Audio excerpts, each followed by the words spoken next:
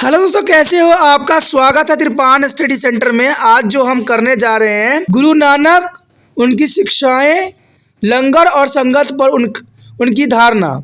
तो ये काफ़ी महत्वपूर्ण रहेगा यहाँ पर कि Guru Nanak is a teaching concept of the langar and संगत। ये काफ़ी महत्वपूर्ण टॉपिक है, इस पर हम विस्तारपूर्वक चर्चा करेंगे और हर एक पहलू पर जो है नज़र डालेंगे। सिखों की संगत और पंगत प्रणाली काफ़ी महत्वपूर्ण है। इसके अंतर्गत सर्वप्रथम हम संगत के बारे में जानेंगे विस्तार पूर्वक और समझेंगे। लेकिन देखा जाए तो सिख धर्म के स्थापक गुरु नानक देव जी ने दो महत्वपूर्ण प्रशंसनीय एवं उल्लेखनीय प्रणाली संगत और पंगत का शुभ आरंभ किया, जो सिख धर्म के विकास तथा प्रसार में बहुत ही सहायक सिद्ध हुआ। कहते हैं संगत तथा पंगत की स्थापना गुरु नानक द्वारा उठाया गया एक बहुत बड़ा क्रांतिकारी कदम था, क्योंकि गुरु नानक देव जी जानते थे कि अगर मनुष्य को एक साथ करना है तो एक साथ कई क्रियाएं भी करना जरूरी है। इसलिए उन्होंने संगत और पंगत की एक जो है क्रांतिकारी कदम उठाया। ये दोनों प्रणाली पहले गुरु नानक के निर्देश में और फिर जो है सिखों के 9 गुरुओं के जो है अंतर्गत आगे बढ़ी, जो कि काफ़ी महत्वपूर्ण है। देखा जाए तो ये काफ़ी लोकप्रिय भी हुई। कालांतर में इन प्रणालियों को पंजाब में लोगों के जीवन के विभिन्न पहलुओं पर गहरा प्रभाव छोड़ा और सिखों का कोई भी धार्मिक और सामाजिक आयोजन संगत तथा पंगत के बिना पुण्य नहीं मानी जाती है। देखा जाए तो सिख धर्म में संगत और पंगत का एक अपना ही महत्वपूर्ण स्थान है उनके जीवन में। और गुरु नानक देव जी ने जो है प्रशंसनीय और उल्लेखनीय प्रणाली संगत और पंगत का शुभारंभ किया, देखा जाए तो उनके विचार से ये मनुष्य को एक करने की सबसे महत्वपूर्ण जो है रूल रेगुलेशन थी। और इसी के बारे में हम यहाँ बात कर रहे हैं संगत। तो कहते हैं संगत का अगर हम अर्थ जाने तो ये काफ़ी महत्वपूर्ण रहेगा कि आखिर संगत का वास्तविक अर्थ क्या है। संगत शब्द का अर्थ है सत्संग या प्रार्थना के लिए धार्मिक व्यक्तियों की सभा। संगत यानी साथ में बैठना, संगत होना। यह गुरु के अनुयायियों की एक संस्था थी। ऐसा माना जाता है कि गुरु संगत में निवास करता है और संगत का यह प्रमुख कर्तव्य था कि गुरु के अनुयायियों के सामूहिक प्रार्थनाओं और भजनों में लगाए रखना तथा ईश्वर प्राप्ति के कार्य में सहायता देना। तो ये काफ़ी महत्वपूर्ण बात यहाँ आया है कि गुरुओं के अनुयायियों का ये काम था कि प्रार्थनाएं करना और भजनें करना, इससे जो है ईश्वर प्राप्ति कार्य में सहायता देता है, जो कि काफ़ी महत्वपूर्ण है। उसके पश्चात हमारे समक्ष आता है संगत की स्थापना में सहायक कार्य। देखा जाए तो गुरु नानक एक महान सामाजिक तथा धार्मिक सुधारक थे, क्योंकि गुरु नानक देव जी के समय काल में बहुत ही ऐसे हमारे समाज में बुराइयां थी जिनको सुधारना काफ़ी महत्वपूर्ण था। इसलिए गुरु नानक एक महान सामाजिक धार्मिक सुधारक थे। उन्होंने अपनी लंबी उदासियों यानी यात्राओं के दौरान, यहाँ पर उदासियों का मतलब होता है उन्होंने बहुत सी यात्रा किया, इनको जो उदासियों के नाम से जाना जाता है। इसके विषय में हम विस्तार पर आगे चैप्टर में करेंगे। कहते दौरान उन्होंने पाया कि लोग अंधविश्वास, झूठे एवं दिखावटी धार्मिक रीति रिवाज और अनुष्ठानों में गहराई तक डूबे हुए हैं। यानी हमारे समाज में देखा जाए हिंदुओं में तो वहाँ पर बहुत से अंधविश्वास थे, झूठे एवं दिखावटी धार्मिक रीति रिवाज थे और अनुष्ठानों में वो डूबे रहते थे। उनका धार्मिक सामाजिक तौर से बुरी तरह से शोषण हो रहा था। यानी देखा जाए तो उनका शोषण किया जा रहा था।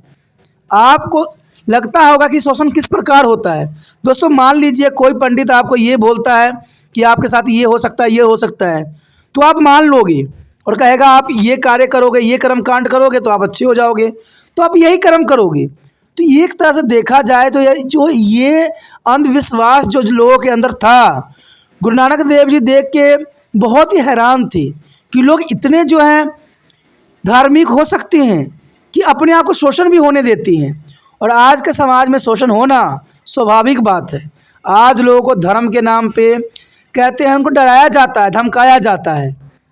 कहते हैं अगर आप ईश्वर से प्रेम करते हो तो उससे डरते क्यों हो।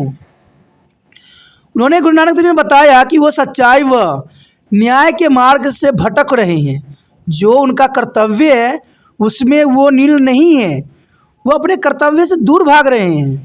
कहते हैं ईश्वर ने धरती पे भेजा है तो कुछ कार्य के लिए भेजा है, अपने कार्य में लीन रहना ही एक इंसान का परम धर्म होना चाहिए। गुरु नानक का हिंदू देवी देवताओं, अवतारों एवं धार्मिक कर्मकांडों पर कोई विश्वास न था। वो न तो किसी अवतार को मानते थे, न देवी देवताओं को मानते थे, न धार्मिक कर्मकांड पर उनका कोई विश्वास था। उन्होंने इनका बड़ा ही विरोध किया। लोगों को इस धार्मिक सामाजिक बुराइयों के विषय में जागरूक करने तथा उनका धार्मिक और आध्यात्मिक तौर पर मार्गदर्शन करने के लिए गुरु नानक ने संगत नामक नई संस्था की स्थापना किया। संगत यानी साथ में रहना, साथ में बैठना, तो ये काफ़ी महत्वपूर्ण है।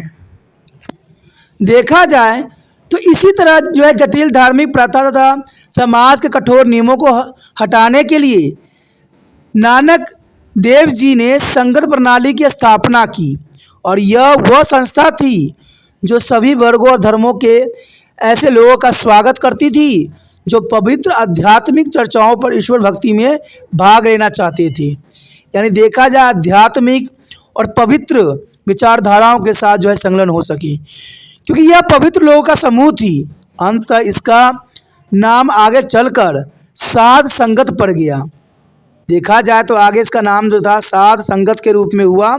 उसके पश्चात हमारे समक्ष आता है नानक द्वारा संगत की करतारपुर में स्थापना। अपनी उदासियों यानी यात्राओं से लौटने के पश्चात नानक अपने परिवार सहित रवि के तट पर करतारपुर में बस गए।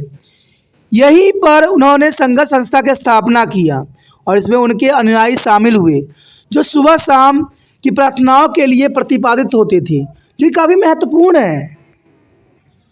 उसके पश्चात आता है कि दूसरे संगतों के तंत्र की स्थापना। देखा जाए तो करतारपुर में संगत की स्थापना के पश्चात गुरु नानक तथा 9 अन्य सिख गुरुओं ने देश के विभिन्न भागों तथा विदेशों में संगतों या धर्मशालाओं या मंदिरों की एक श्रृंखला स्थापित की। यानी देखा जाए तो यहाँ पर गुरु नानक के जो है 9 अन्य सिख गुरुओं ने देश के विभिन्न भागों में विदेशों में संगत और धर्मशालों या मंदिरों की एक श्रृंखला स्थापित कर दिया। इवन देखें तो कश्मीर, सरहिंद, थानेसर, दिल्ली, फतेहपुर सीकरी, आगरा, बनारस, रामपुर गुजरात, लखनऊ, प्रयाग, पटना, ढाका, कामरूप, सूरत बिहार, मद्रास, रामेश्वरम, काबुल, जलालाबाद, फारस की खाड़ी, काठमांडू आदि उल्लेखनीय संगतें हैं। देखा जाए तो पूरे विश्व में इसकी संगत काफ़ी है और भारत में इसकी शाखाएँ काफ़ी है। तो इसे पता लगता है कि ये संगत काफ़ी प्रचलित हुई और इन संगतों में सिख नियमित रूप से मिलते तथा जो है पूरी श्रद्धा भक्ति के साथ सुबह शाम मिलजुल कर भजन गाते थे। तो ये भजन में उनको बहुत ही शांति मिलती थी, आनंद मिलती थी और ये काफ़ी महत्वपूर्ण है। आगे जो हमारे समक्ष आया है संगत का सुसंगठित एवं उच्च स्तरीय प्रबंधन। देखा जाए तो संगत का प्रबंधन बड़े ही सुव्यवस्थित एवं सुसंगठित तरीकों से किया जाता था। प्रत्येक संगत को एक समर्पित सिख नेता को सौंपा जाता था जो गुरु नानक की शिक्षाओं के अनुसार लोगों का मार्गदर्शन करता था और पूरे देश में गुरु नानक की शिक्षाओं का प्रचार प्रसार के लिए सिखों की नियुक्ति किया जाता था।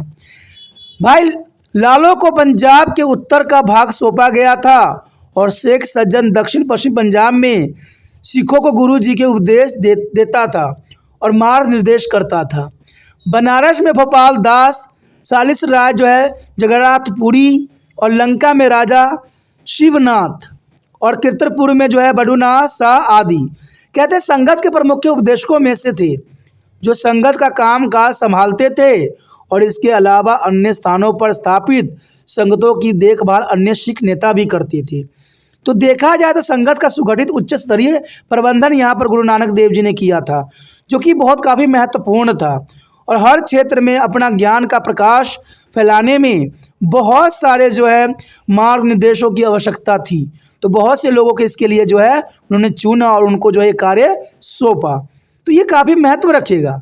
आगे जो हमारे समक्ष आ रहा है वह संगत प्रणाली की महत्ता। अब देखिए संगत के बारे में हम तो जान चुके हैं, लेकिन अब हमें ये जानना है कि संगत प्रणाली की क्या महत्ता है। तो चलिए देखते हैं संगत प्रणाली की क्या महत्ता है। यहाँ पर जो हमारे समक्ष आया है संगत प्रणाली की महत्ता, कहते हैं सिख धर्म में संगत का सर्वोच्च स्थान है। भाई गुरदास के अनुसार गुरु तथा ईश्वर का वास संगत में होता है, क्योंकि संगत के धार्मिक प्रवृत्ति के लोग एकत्र होते थे। अंततः कालांतर में से साध संगत कहा जाने लगा और यह सिख धर्म का अभिन्न अंग भी बन गया। इसके कई दूरगामी परिणाम हुए तथा इनमें प्रमुख जो है निम्नलिखित थी। सबसे पहले देखें तो इसका सबसे महत्वपूर्ण बात आती है, गुरु नानक की शिक्षाओं के प्रचार प्रसार का एक माध्यम बना। संगत जो था गुरु नानक की शिक्षाओं के प्रचार प्रसार का एक महत्वपूर्ण साधन बना। संगत का सर्वप्रथम यह परिणाम हुआ कि इससे लोगों का गुरु नानक की शिक्षाओं पर विश्वास स्थापित हुआ और यह गुरु नानक की शिक्षाओं के प्रचार प्रसार का एक महत्वपूर्ण माध्यम बन गया। इवन देखें हम तो आगे का भी महत्वपूर्ण है आपसी भाईचारा। कहते हैं आपसी भाईचारा तथा सहयोग की भावना ये संगत प्रणाली के अंतर्गत ही लोगों में विद्यमान हुई। संगत का एक अन्य महत्वपूर्ण एवं विशेष प्रभाव यह पड़ा कि इससे सिखों में सहयोग, भाईचारे तथा एकता की भावना का जो है विकास हुआ। इवन देखें तो सिख धर्म की लोकप्रियता में वृद्धि। संगत संस्था ने सिख धर्म की लोकप्रियता को बढ़ाने में अपना बहुत ही महत्वपूर्ण भूमिका अदा की। देखा जाए अगर अगले पॉइंट पे नज़र दौड़ाएं तो कहते हैं जाति प्रथा इससे कमज़ोर करना, क्योंकि संगत का सबसे महत्वपूर्ण उद्देश्य और महत्व ये था कि जाति प्रथा को इन्होंने कमज़ोर कर दिया। संगत संस्था का सबसे उल्लेखनीय प्रभाव यह हुआ कि इससे जाति प्रथा कमज़ोर पड़ने लगी, क्योंकि संगतों में सभी धर्म, जाति, रंग व वर्ग के लोग एक साथ बैठकर ईश्वर की प्रार्थना करते थे और इनमें ऊंच नीच, अमीर गरीब आदि का कोई भेदभाव नहीं होती थी। सभी को बराबर का दर्जा प्राप्त होता था और इससे जाति प्रथा के जरिए बहुत कमज़ोर हो गई, क्योंकि गुरु नानक देव जी का उद्देश्य ही था कि हमारे समाज में जो जाति प्रथा की भेदभाव और रंग फैला हुआ है उसे जो है संगत के अंतर्गत ही समाप्त किया जा सकता है, जो यहाँ पर हुई। और ये जो है जाति प्रथा कमज़ोर करने में संगत प्रणाली ने काफ़ी महत्वपूर्ण योगदान दिया। उसके पश्चात आता है हमारे समक्ष लोगों पर हितकारी तथा अच्छा प्रभाव। लोगों के व्यक्तित्व तथा चरित्र पर बड़ा ही अच्छा प्रभाव पड़ा, क्योंकि संगत एक धार्मिक, आध्यात्मिक तथा संत लोगों का मिलन स्थल थी, जो धार्मिक चर्चाओं में भाग लेते थे, प्रार्थना करते थे तथा अन्य सामाजिक कार्य भी किया करते थे। ऐसी संगतों में अच्छे लोगों के प्रभाव में रहकर समाज के बुरे चरित्र के लोगों की भी सुधारने का अवसर प्राप्त हुआ। यानी देखा जाए तो लोगों पर हितकारी तथा अच्छा प्रभाव, क्योंकि इसमें देखा जाए संगत में धार्मिक, आध्यात्मिक और संत लोगों का मिलन जुलन स्थल था, इसलिए देखा जाए तो इसका प्रभाव हर एक लोगों पर बहुत ही अच्छा पड़ा। उसके पश्चात आता है धर्मशाला तथा बाद में गुरुद्वारों की स्थापना।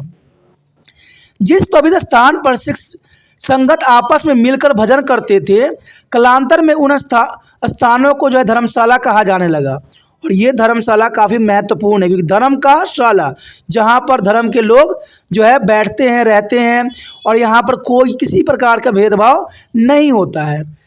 गुरु अंगद तथा गुरु रामदास के गुरु गद्दी काल के दौरान कई धर्मशालाओं का जो है निर्माण हुआ, जिसकी देखभाल समर्पित सिख नेता करते थे। जैसे जैसे समय बीतता गया, इन धर्मशालाओं को गुरुद्वारा कहा जाने लगा और यह संगत जो है मिलकर गुरबानी का पाठ करते थे तथा कीर्तन या दूसरे सामाजिक व धार्मिक क्रियाकलाप आयोजन करते थे। तो धर्मशालाओं का स्थापना करना यहाँ पर काफ़ी महत्वपूर्ण साबित हुआ। उसके पश्चात हमारे समक्ष आता है समानता व लोकतंत्र के सिद्धांत का प्रसार। कहते हैं संगत का एक अन्य महत्वपूर्ण प्रभाव यह पड़ा कि इससे सिखों के सामाजिक, धार्मिक तथा राजनीतिक संगठनों में समानता तथा लोकतंत्र के तत्वों का जो समावेश हुआ। इन सिखों ने संगत में प्रवेश किया और उनमें समानता की भावना का जो है विकास हुआ। संगत में जो भी निर्णय लिए जाते थे वो सब लोकतंत्र सिद्धांत पर आधारित थे। तो देखा जाए समानता एवं लोकतंत्र के सिद्धांत का प्रसार कहते हैं संगत के अंतर्गत ही हुआ, जो काफ़ी महत्वपूर्ण है। आगे देखें तो संगत सिख धर्म की एक महत्वपूर्ण संस्था थी। कालांतर में संगत सिख धर्म की एक महत्वपूर्ण संस्था बन गई। गुरु गोबिंद सिंह ने संगत को सामूहिक निर्णय जैसे अधिकार देकर इसे और भी अधिक सशक्त बना दिया, और ये काफ़ी महत्वपूर्ण था। यहाँ पर गुरु गोबिंद सिंह जी के ही जो है महत्वाकांक्षा थी कि इसको जो है और भी अधिक सशक्त बना दिया गया, और इस प्रकार यह संगत धर्म को एक महत्वपूर्ण एवं लोकप्रिय संस्था बना दिया। संगत को गुरु के समान अधिकार भी प्राप्त हो गए तथा संगत के द्वारा लिए गए निर्णय गुरुओं के निर्णय के समान माना गया, और इसी के भांति जो है उनको पालन भी करने लग गए लोग सब। तो देखा जाए तो यहाँ संगत का एक अपना विशिष्ट स्थान है, जहाँ पर भेदभाव मिटाने में संगत ने महत्वपूर्ण कार्य किया। वहीं जो है सिख धर्मों को एकत्र करने में संगत जो है प्रथा जिन्होंने गुरु नानक देव जी ने चलाया था काफ़ी महत्वपूर्ण थी, और जग कल्याण के लिए भी संगत प्रणाली का जो है यहाँ पर जो है बनाया गया, जो कि काफ़ी महत्व रखता है। दोस्तों इसी के साथ हमारा ये टॉपिक ख़त्म हो जाता है, जो कि काफ़ी महत्वपूर्ण है। आगे का टॉपिक हमारा रहेगा पंगत, तो वो भी काफ़ी महत्वपूर्ण है। उसके विषय में हम विस्तार पर चर्चा करेंगे और हर एक पहलू को जो है एनालाइज करेंगे। तो आप बने रहे त्रिपाण स्टडी सेंटर के साथ।